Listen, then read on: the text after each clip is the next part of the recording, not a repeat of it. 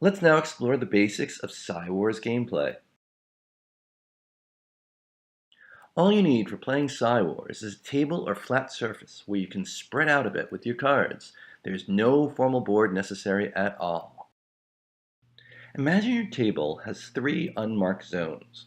One is your lab, where you place your creation units, battle units, and equipment.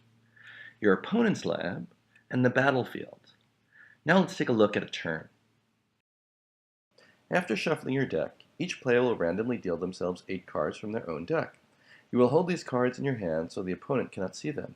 You will also each have a 6-sided die. For the first turn, if you do not like the 8 cards you picked, you can reshuffle your deck and pick another 8 cards. You can only do this one time.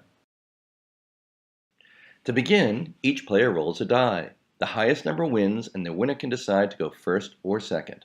On all future turns, the first step in a player's turn is to pick a card. The player that plays first does not pick a card. This is to balance the advantage of going first. At the beginning of your turn, you replenish all of your depleted or used creation and battle units from the previous turn. This simply means that any creation unit or disoriented battle units are now replenished and can be used again for your turn. Depleted cards are indicated by changing the orientation of the card, such as moving it at an angle.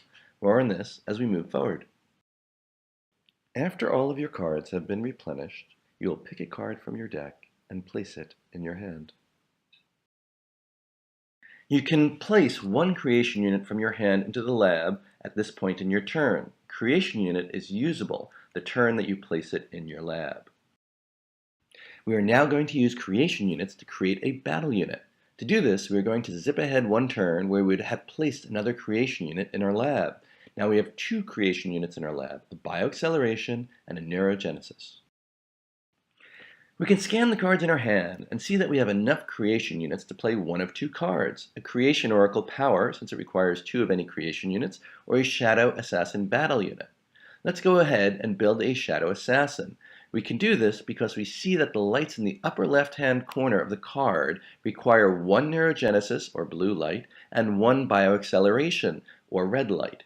Using these 2 creation units for this turn to create a shadow assassin depletes the creation units, and they cannot be used for anything else until they are replenished at the beginning of the player's next turn. We indicate that a card is depleted by turning the cards. We can now place the shadow assassin in the lab, but for this turn it is in the process of being created, so the shadow assassin is not usable to attack or defend until the beginning of the player's next turn when it is replenished. Equipment cards can be created in the same way that we created the Shadow Assassin battle unit. While power cards can be used at any point during your turn as long as you have undepleted creation units to activate their powers. In our third and final video of how to play Wars, we will learn the battle mechanics.